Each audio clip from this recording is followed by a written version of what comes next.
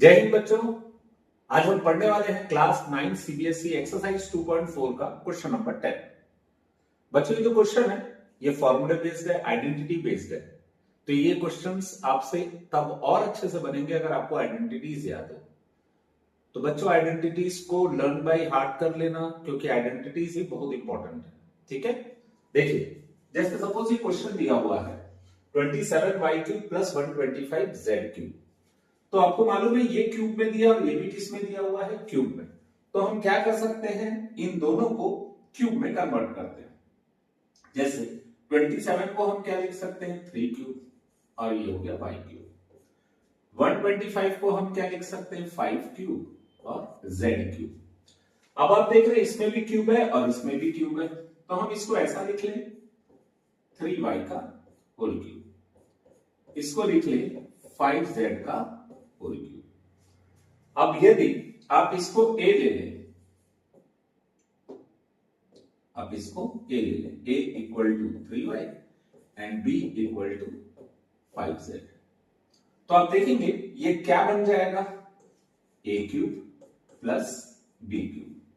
और आपको मालूम है a³ + b³ का फॉर्मूला क्या होता है, a + b a² - ab + b²। तो आप लिखिएगा जहां पे a है, जहां भी a है वहां आप क्या लिखेंगे, 3y। तो इन प्लेस ऑफ a आपने क्या लिखा, 3y।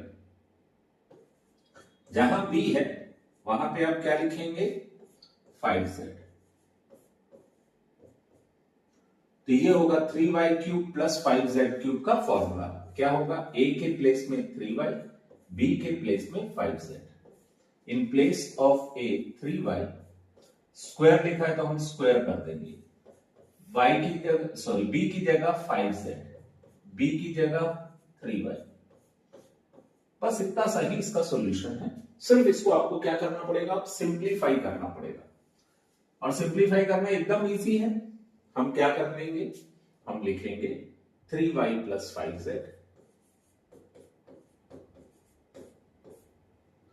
और ये है 9y² माइनस 3 5 का कितना होगा, 15yz प्लस ये हो जाएगा 9y²।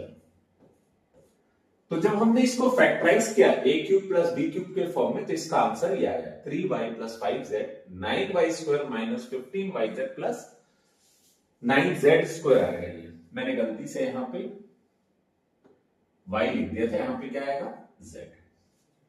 तो this is the factorization of 27y³ + 125z³। बच्चों ऐसे ही इसका जो अगला क्वेश्चन है सेम ऐसा ही है, बस इसमें डिफरेंस क्या है, उसमें प्लस था और इसमें क्या है, माइनस। तो देखिएगा ये 64m³ है, इसको हम क्या लिख सकते हैं, 64 किसका क्यूब होता है, 4 का। 343 किसका क्यूब होता है, 7 का। तो अगेन हम इसको क्या लिख सकते हैं, 4m³ - 7m³। अब हमको इसको फैक्टराइज करना है, तो देखिएगा इसमें कौन सा फॉर्मूला अप्लाई होगा, हम इसमें अप्लाई कर सकते हैं a³ - b³ का फॉर्मूला। और a³ - b³ का फॉर्मूला क्या बोलता है, ये कहता है a - b a² + ab + b²।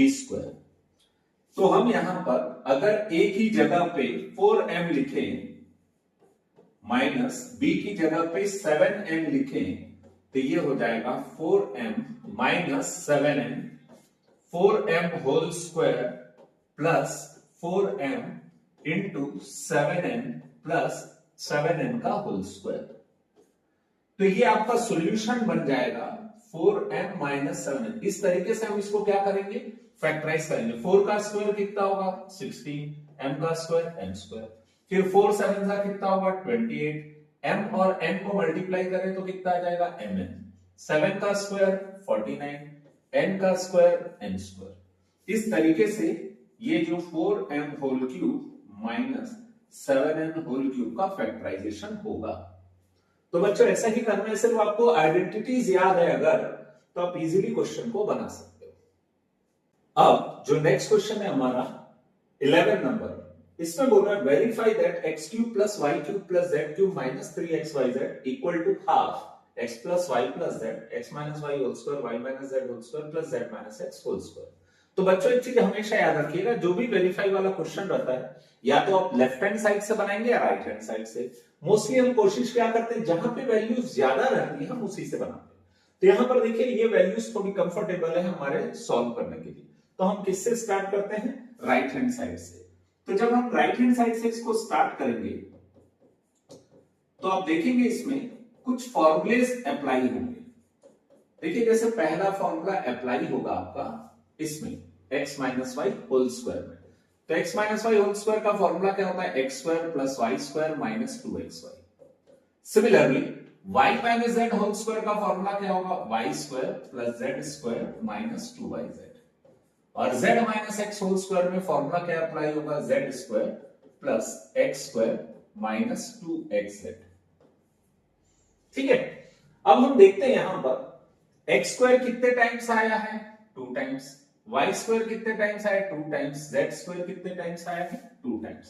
तो हम उसको सबसे पहले क्या कर देते हैं, ऐड कर देते हैं। तो x स्क्वायर को अगर हम 2 टाइम्स ऐड करेंगे तो ये कितना होगा, 2x square. Similarly 2y square 2z square minus 2xy minus 2yz minus 2zx। अब आप एक चीज नोटिस कर रहे हैं, यहां 2 यहां 2 यहां 2 यहां 2 हर जगह 2 है, तो हम 2 को क्या निकाल लेते हैं, कॉमन। तो जैसे ही हम 2 को कॉमन निकालते हैं ये क्या बन जाएगा, x square plus y square plus z square minus x y minus y z minus z x. ये 2 हमने कॉमन इसलिए निकाला ताकि ये 2 और ये 2 क्या हो जाए, कैंसल आउट हो जाए। अब ये बन गया ऐसा, x plus y plus z x square plus y square plus z square minus x y minus y z minus z x. तो आप यहां पर नोटिस कर रहे हैं एक चीज, ये जो फॉर्मूला है x plus y plus z x square plus y square plus z square minus x y minus y z minus z x, ये किसका फॉर्मूला होता है, x cube plus y cube plus z cube minus 3xyz। ये identities किसकी है, ये identity है x cube plus y cube plus z cube minus 3xyz। और इसी तरीके से हमारा LHS आ गया, हेंस प्रूव्ड। तो बच्चों क्वेश्चन इसके बहुत सिंपल है, लेकिन ये तभी आपसे बनेंगे जब आपको आइडेंटिटीज याद रहेगी, क्योंकि हर क्वेश्चन में आइडेंटिटीज यूज हो रही है। तो आपसे रिक्वेस्ट है बच्चों कि आइडेंटिटीज को लर्न बाय हार्ट कर लीजिएगा, तभी ये क्वेश्चंस आपके लिए इजी बनेंगे।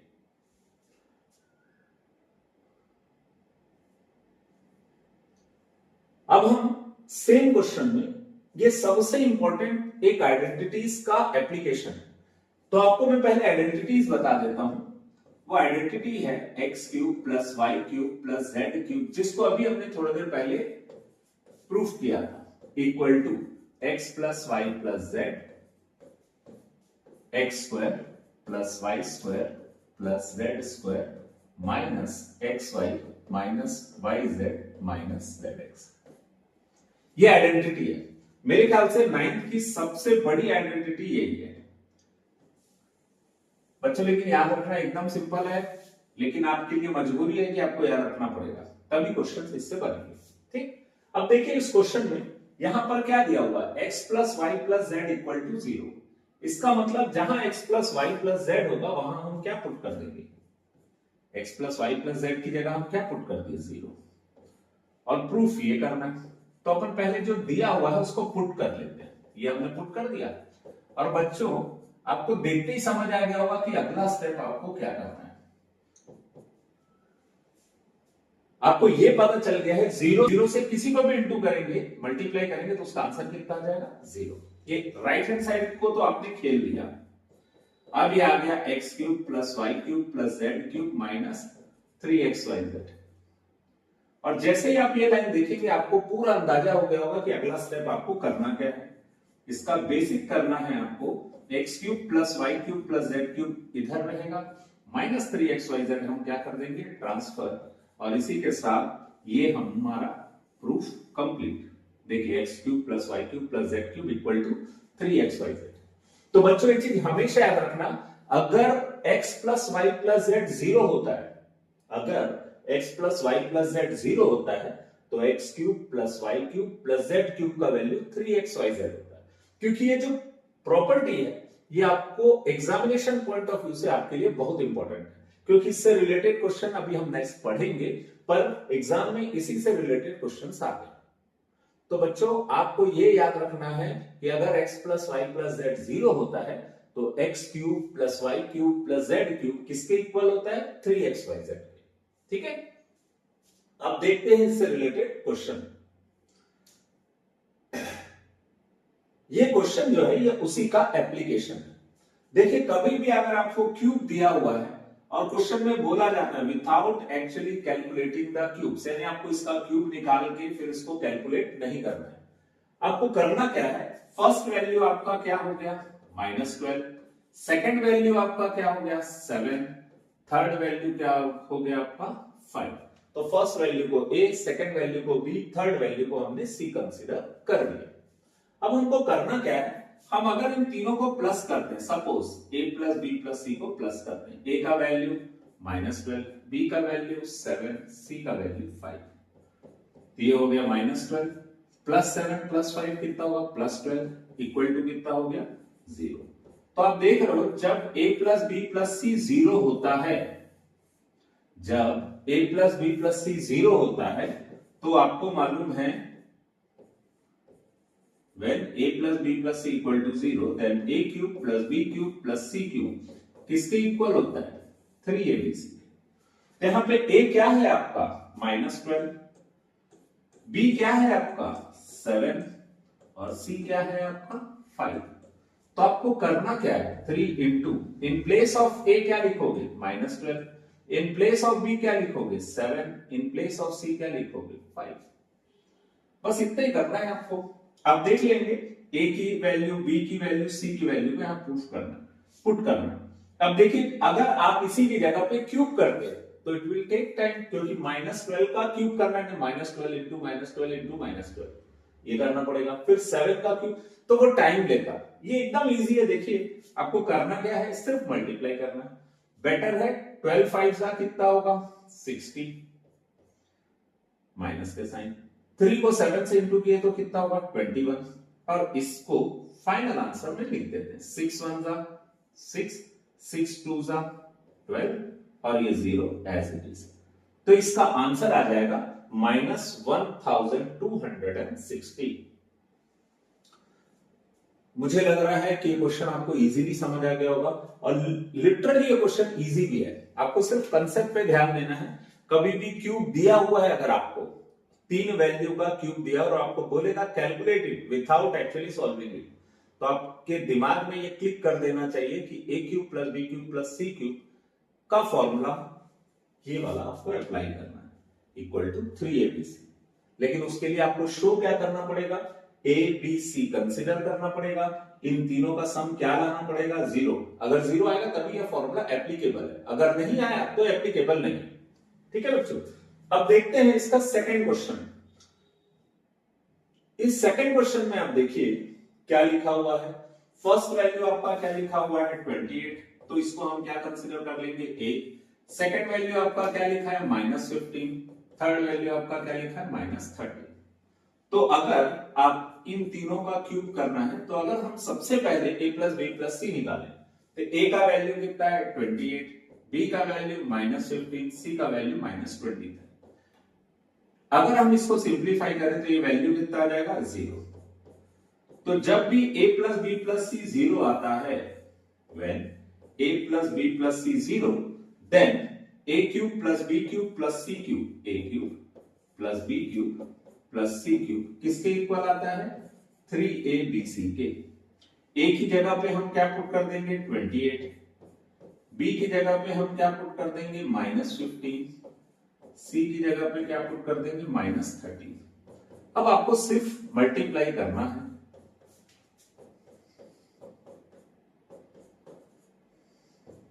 अब इसको मल्टीप्लाई अगर हम करते हैं तो इसका वैल्यू कितना आता है 13380।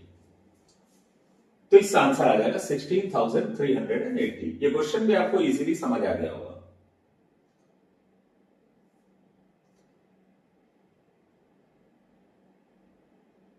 अब जैसे देखिए ये वाला question, give possible expression for length and breadth of each of the following rectangle in which their areas are given. आपको क्वेश्चन में बोल रहा है अगर एक रेक्टेंगल का आपको एरिया गिवन है तो उसका लेंथ और ब्रेड्थ पॉसिबल क्या हो सकता है। तो आपको मालूम है एरिया का फॉर्मूला क्या होता है, लेंथ इनटू ब्रेड्थ, ठीक है। अब यहां पर एरिया कितना दिया, लेंथ को एल कंसीडर कर लेते हैं, ब्रेड्थ को बी कंसीडर कर लेते हैं। एरिया क्या दिया है आपको 25a square minus 35a plus 12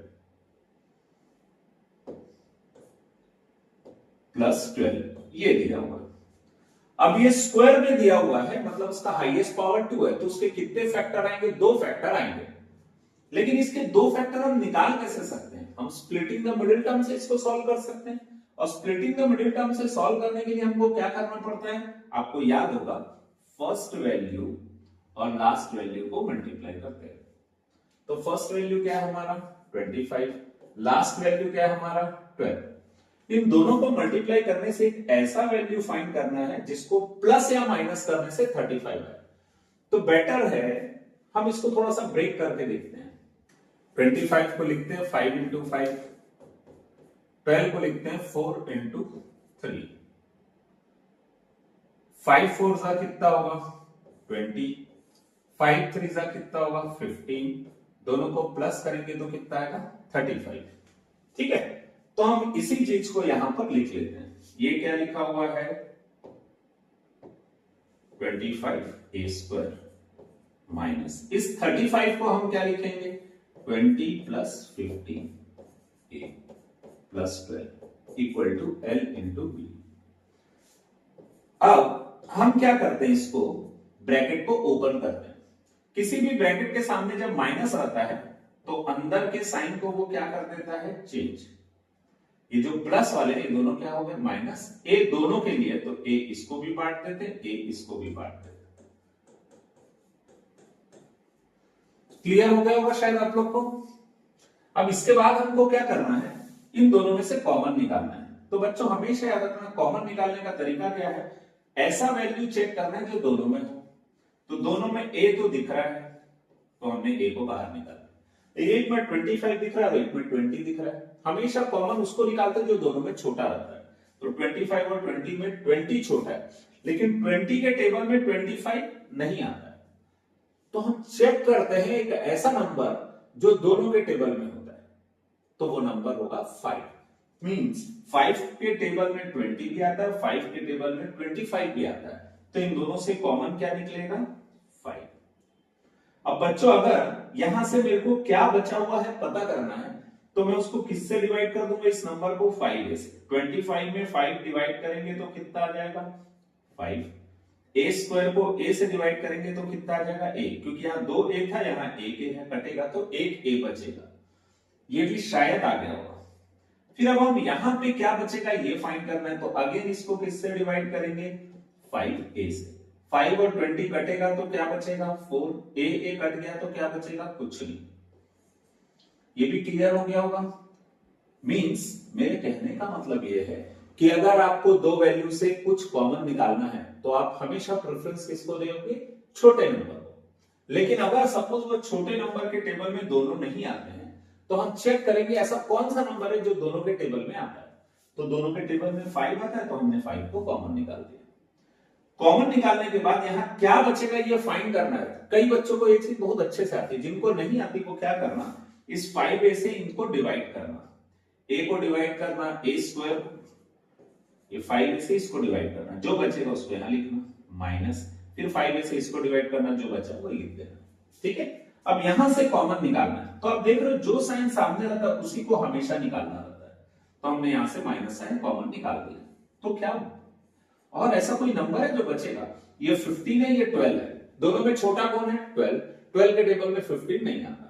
लेकिन हम चेक करते हैं ऐसा कौन सा नंबर है, बड़े से बड़ा नंबर जो दोनों के टेबल में आता है, दोनों जिसके टेबल में आते हैं, तो ऐसा नंबर है 3। तो हम यहां से 3 को क्या निकाल लेंगे, कॉमन। अब 15 में से अगर मैंने 3 निकाल दिया, क्या बचेगा, कैसे पता चलेगा, 15 में 3 को डिवाइड करो तो क्या बचेगा, 5।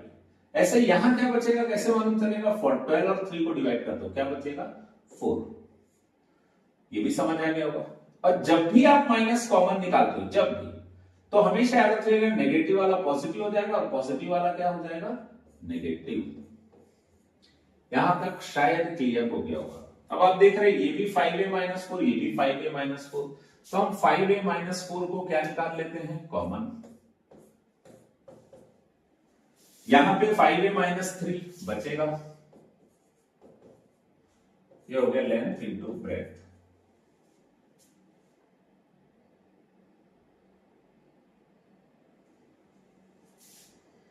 अब ये जो 5a माइनस 4 है, ये आपका क्या होगा, लेंथ, और 5a माइनस 3 क्या होगा, ब्रेथ।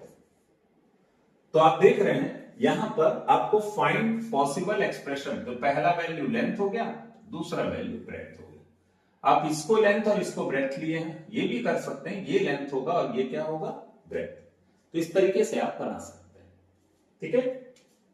सिमिलरली ये जो सेकंड क्वेश्चन है, ये भी सेम ऐसा ही है, आपको एरिया दिया हुआ है और आपको क्या फाइंड करना है, लेंथ और ब्रेथ।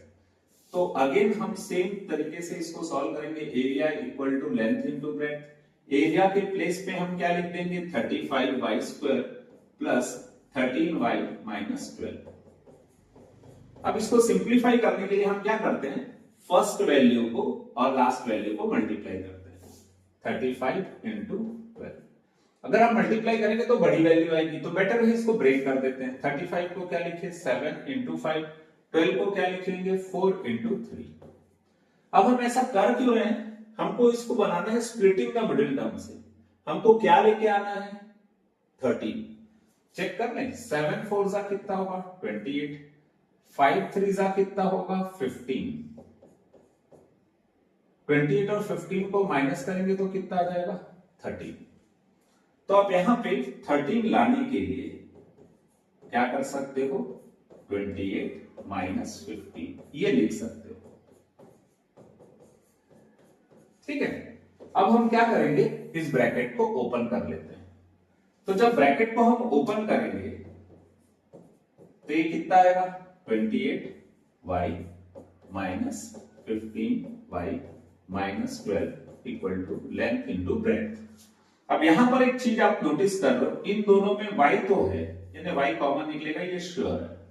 35 और 28 किसके टेबल में आते हैं, 7 के, तो हम यहां से 7y भी कॉमन निकाल सकते हैं। जब हमने यहां से 7y कॉमन निकाला, 35 और 7 को डिवाइड करेंगे तो कितना आएगा, 5, y स्क्वायर और y को डिवाइड करेंगे तो कितना आएगा, y। सिमिलरली 28 और 7 को डिवाइड करेंगे तो कितना आएगा, 4, y को y से डिवाइड करेंगे तो कितना आ जाएगा, 1।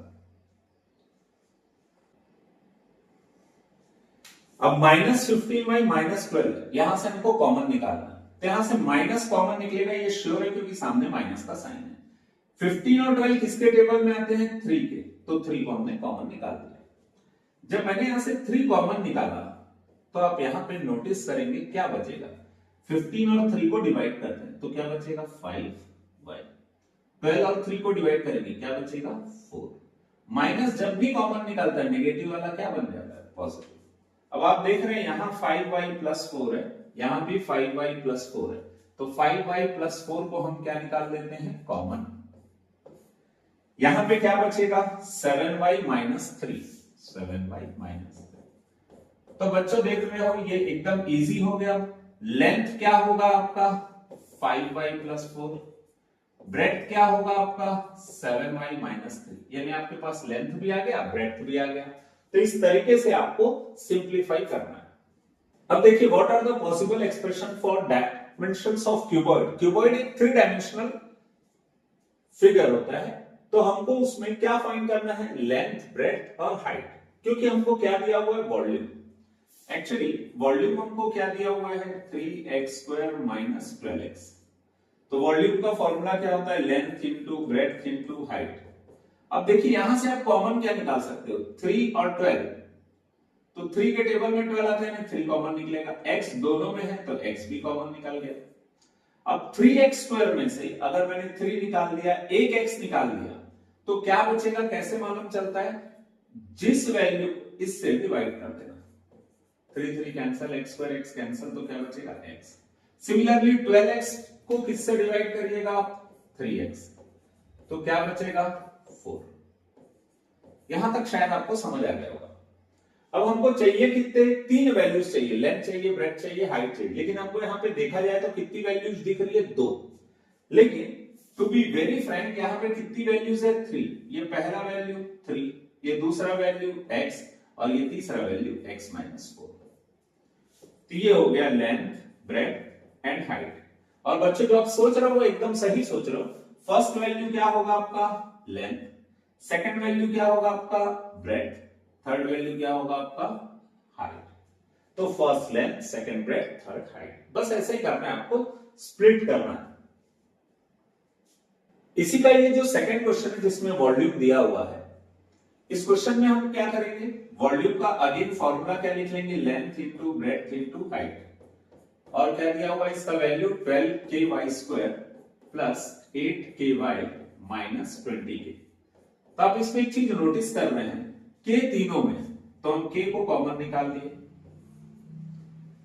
12, 8, 20, ये तीनों का कॉमन फैक्टर क्या होगा, ऐसा कौन सा वैल्यू जो तीनों को डिवाइड करता है, ऐसा वैल्यू है 4। तो हम क्या करते हैं, 4 को भी कॉमन निकाल लेते हैं। अब यहां पे बचा क्या है, ये फाइंड करना है हमको, तो हम क्या करते हैं, इसको 4k से डिवाइड करते हैं। तो आप देख रहे हैं 12ky स्क्वायर को अगर मैं 4k से डिवाइड किया तो k कैंसिल हो जाएगा, 4 और 12 कैंसिल हो जाएगा, तो कितना आ जाएगा 3y स्क्वायर। सिमिलरली 8ky, इसमें से भी हमने क्या कॉमन निकाल लिया, 4k, तो k कैंसिल, 4 और 8 कैंसिल होगा तो कितना आ जाएगा 2y। सिमिलरली 20k है, इसको हम किससे डिवाइड किए, 4k से, k कैंसिल, कितना आ जाएगा 5। ये आ गया इसका आंसर यहां तक। अब हम क्या करेंगे, ये पहला वैल्यू तो आ गया हमारा, अब इस वैल्यू को फाइंड करने के लिए हमको क्या करना पड़ेगा, स्प्लिटिंग द मिडिल टर्म करना पड़ेगा। स्प्लिटिंग द मिडिल टर्म का कंडीशन क्या होता है, फर्स्ट और लास्ट वैल्यू को मल्टीप्लाई करते हैं, 3 × 5। लेकिन देखिए ये पहले ही वैल्यू देख के आपको पता चल रहा है कि इन दोनों को माइनस करने से क्या आ जाएगा 2। तो हम यहां पर लिखते हैं 3y स्क्वायर प्लस 2 के जगह पे हम क्या लिख सकते हैं, 5 - 3। ये भी क्लियर हो गया होगा, 4k।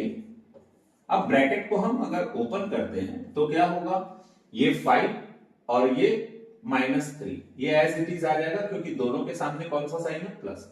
जब दोनों के सामने माइनस साइन रहता है तब अंदर का साइन चेंज होता है। ये y किसके लिए, इन दोनों के लिए, तो ये डिस्ट्रीब्यूट कर देते हैं। अब इसको बनाना इजी है, लेकिन थोड़ा सा एक स्मार्टनेस दिखाते हैं। हम 3 के पास 3 वाले को रख लेते हैं और 5 को 5 के पास रख लेते हैं, तो हमारे लिए कॉमन निकालना इजी हो जाएगा। चलिए देखते हैं अब इसको कॉमन कैसे निकालते हैं।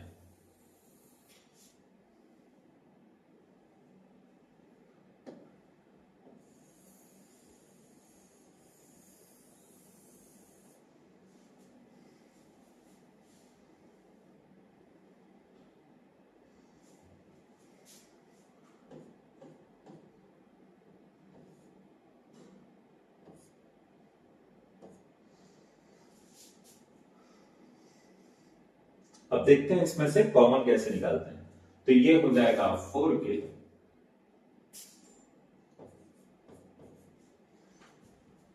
थ्री वाई स्क्वायर और 3y, इन दोनों में कॉमन क्या निकलेगा 3y। जब यहां से 3 निकल गया, एक y निकला तो एक y बचेगा, और 3y में से 3y निकला तो क्या बचेगा 1। सिमिलरली अगर मैं 5y - 5 से कॉमन निकालना चाहूं तो क्या कॉमन निकलेगा 5, यहां बचेगा y - 1। ये हो जाएगा हमारा, देखिए y - 1 यहां भी है, y - 1 यहां भी है, दोनों से y - 1 को क्या निकाल लेते हैं कॉमन, यहां पे क्या बचेगा 3y + 5, और यहां बचा length into breath into height. तो आप सही समझ रहे हैं, ये क्या हो जाएगा, लेंथ क्या हो जाएगा 4k, ब्रेथ क्या हो जाएगा y-1, हाइट क्या हो जाएगा 3y+5। तो इस तरीके से आप इसके लेंथ ब्रेथ हाइट को क्या कर सकते हैं, फाइंड कर सकते हैं। तो बच्चों आपने देखा एक्सरसाइज 2.4 के हमने पूरे क्वेश्चन सॉल्व कर लिए। आप लोग से एक रिक्वेस्ट है कि आप जितना ज्यादा इसको प्रैक्टिस कर सकते हो प्रैक्टिस करिएगा। क्लास 9 सीबीएसई का as compare to other class थोड़ा टफ है, लेकिन बच्चों अगर आप मेहनत करोगे तो ये क्वेश्चन सब इजी लगेंगे। इसके लिए सबसे फर्स्ट प्रेफरेंस या फर्स्ट सजेशन मेरा जो है, आप आइडेंटिटीज को याद कर लीजिए। और बच्चों आपको अगर ये जो क्वेश्चन है ये समझ आए होंगे, या ऐसा लग रहा है कि जो मैं पढ़ा रहा हूं वो आपको इजी लग रहा है या समझ आ रहा है, तो आप इसको प्लीज लाइक करिएगा और अपने फ्रेंड से भी शेयर करिएगा। थैंक यू वेरी मच बच्चों, ऑल द बेस्ट।